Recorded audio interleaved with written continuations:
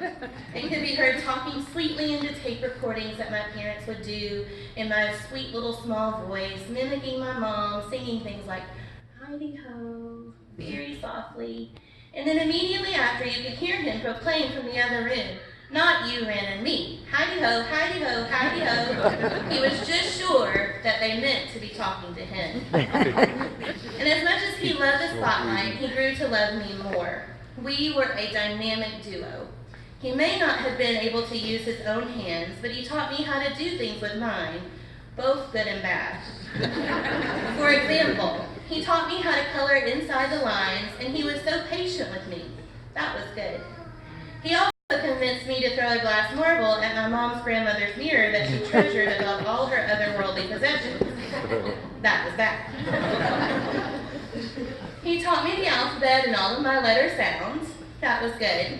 He also taught me to count money by having me shake the change out of our huge big bag we called Granny Big, and watch him count it as he moved it from one side of the carpet to the other with his mouth, which sounds good, until he swallowed a penny, moving it, and was choking.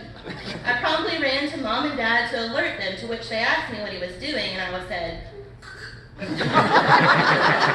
a visit to the ER later, we decided that that was bad. Very bad. We shared a bedroom up until the time he went to college. It was not always the most fun thing, especially in my teen years when I tried to talk to boys on the phone with him 3 feet away, making kissing noises or gagging. But for the most part, we made the best of it. As a young kid, we used to wake up early on Saturday mornings to watch cartoons. And instead of waking Mom and Dad up, I would spread his clothes on the floor, throw a couple of pillows down, and drag him by one arm and one leg from the bottom up, down onto the floor. I would then drag him on the quilt down the hall into the living room, where I would get cereal out and bowls and milk, and we would eat breakfast and watch cartoons without disturbing Mom and Dad. We had many adventures with our cousins, from the time Miranda pushed him over in the kiddie pool just to see if he could swim, to the time that Corey was running while pushing Jamie's chair at my grandmother's and tipped him over and came in squalling, just sure he killed him. We were a rough and tumble bunch, and he held his own alongside us. The things he couldn't do physically, he would make up for with his acute ability to mess with your head. One time, he told me that while I was napping, all of my baby dolls had died. He said, "Pop her head off and look inside." There's nothing there. Which of course I did, and then promptly had a high-speed come apart upon discovering their empty head. Little did I know that the day before, he had asked my mom to show him what was inside my He had a knack for a master plan. There were times that having Jamie as a brother were hard for me. As a little sister, I was constantly compared to Jamie. He was super smart, funny, cute, National Easter Seal child, and he was in a wheelchair. That was hard to live up to. It was hard, but I never resented him. I never wanted to be anywhere but with he and Mom and Dad. We were a team, and we still are. Anything Jamie wanted to do, we would try to find a way to do it. There was one time in Hawaii that a concierge told us about these 2 huge sea turtles, which Jamie loved, living in the bay. We got up early one morning and were the first ones out there. However, the turtles were out some way into the bay, and Jamie was just sure he wouldn't be able to see them. Then here come Mom and Dad with a genius idea to strap him to a boogie board and have him float alongside us so he could see them. Because, you know, it's the ocean. What could go wrong? But they were right. It was perfect, and he loved every minute. Or the time that we wanted to go hiking in Red Rock Canyon outside of Las Vegas, and the accessible trail was neither accessible nor a trail.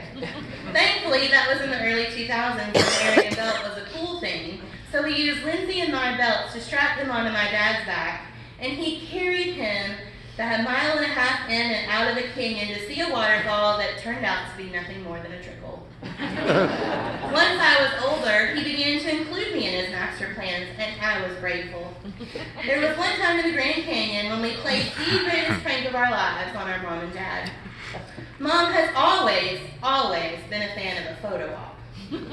If there was a sign on the road that said, "Photo op this way," it was a sure bet that we were headed that way.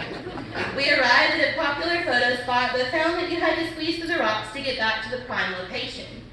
Jamie told Mom to go ahead, he was fine, but she told me to stay with him, which was probably not the best idea. At the time, there were no rails along much of the canyon. I guess they just relied on people's common sense not to get too close to the edge. Well, Jamie rolled as close to the edge as he could get and then backed up in a straight line to where Mom and Dad had left us. Then we hid around the other side of a rock and I covered all the new tracks. I only wish we could have taken a picture of Mom's face as she came out of her photo op. Her mouth agape, eyes wide in horror. She was sure Jamie had run right off of that cliff. Our plan had worked and we laughed so hard until we saw Dad's face. He was always hip to our game, so he was scanning the area, and when he set his eyes on us, we immediately apologized. But that memory remains one of my favorites. Dad wasn't mad for long. The only thing that truly made him mad, even to this day, was when we fought.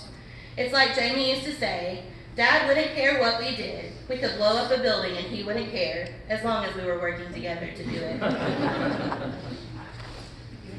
I could spend all of my time up here reminiscing of the fun that we had, the trips that we went on, and the hilarity that ensued.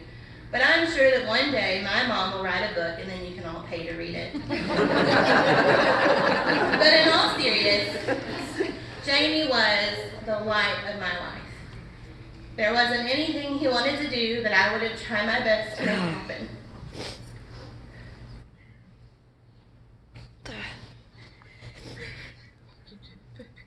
He was witty and fun. He loved sports and Star Wars and the kind of board games that you had to purchase separate storage compartments for and then spend hours putting the pieces where they belonged. Super fun. We spent hours storing games that we never got to play. Games that in truth I had no idea how to play nor the desire, but I would gladly sit down and play now if I could. On Monday evening, when Jamie took a turn for the worse, and we were rushing to Mayfield to the hospital to see him, I was in constant prayer that God would just let me get there in time. Little did I know that my brother was also watching the clock and waiting for me. He kept asking my parents what time it was, and they couldn't figure out why. As I rushed into his room, looking a hot mess, kissing his forehead and holding his hand, I think we both exhaled for the first time. I talked to him for a moment, and then he almost immediately fell asleep. Our hearts are tethered to one another. As I sat by his bedside, we talked about all the important things. And for a moment, when he asked me if I thought that him wanting to fight and wanting to live meant that he didn't believe that God's promise of heaven was good enough, I got to be the wiser one for once and reassure him that we all had the desire to stay with the people that we love, that God put that desire inside of him. When we brought him home on Thursday, under the care of hospice, I don't think any of us thought it would happen as quickly as it did. But that was just like Jamie, to always keep us guessing. He had faced so many obstacles, some so much greater than this, and had always come back from them. This time, he just wasn't strong enough. His tired body just could not keep up with his tenacious spirit. There are so many things I will miss about Jamie. I will miss him texting me late at night and asking if we can FaceTime because he hadn't talked to me in a day or two. I will miss having someone who gets all of my jokes and laughs at most of them. I will miss going to high school football games and college basketball games and tennis tournaments with my sports and stats fanatic big brother. I will miss him always needing a late night snack right when I was heading to bed and being very particular about what you got for him, how much you got for him, and how he served it to him. I will miss sitting in his bedroom watching movies. I will never look at a sundrop or a Milky Way without thinking of him. But there are things I won't miss too.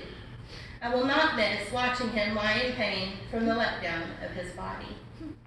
And while my human heart is shattered at the loss of one of my most treasured companions, my sidekick, my soul is filled with joy at the image of him running wildly into the arms of our Savior. I have no doubt that he is playing basketball and baseball, and trash talking, if that's allowed, and rocking the baby I couldn't keep, and praising with Brother Jess, and fishing with my granny and grandpa, and debating my grandmother on all things literary. He would tell me not to worry, and I know he's sorry, so very sorry, for leaving me to deal with my parents' shenanigans all on my own. And I know that when I come to the very end of my life, he'll be waiting for me. Today, I am more thankful than ever for the promise of heaven and a Jesus who was willing to bear the cross for all of us. E.E. Cummings wrote a poem, and there's a part of it that means the world to me about Jamie. It says, "Here is the deepest secret no one knows. Here's the root of the root, and the bud of the bud, and the sky of a tree called life, which grows higher than the soul can hope or mind can hide.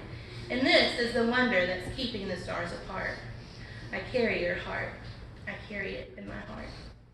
I will forever carry a piece of Jamie with me. His life will live on in the lives of those who knew him, whose lives he touched.